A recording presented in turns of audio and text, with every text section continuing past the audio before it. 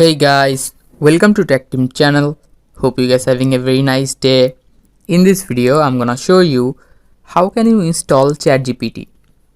So there is two way you can install ChatGPT in your device. At first, just go to your ChatGPT web browser. Now click the top right, the three dot icon. Now here you can see this option, add to home screen. Just click on it. Now you can just add ChatGPT as your home screen and it will be like an app.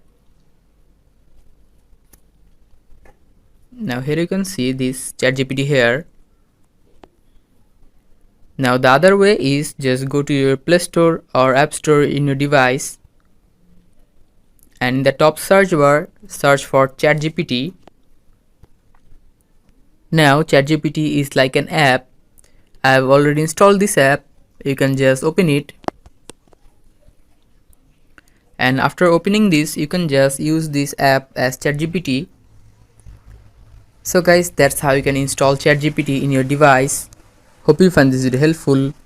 If you find this video helpful, then give a thumbs up and don't forget to subscribe Tech Team channel. Thank you very much for watching the video.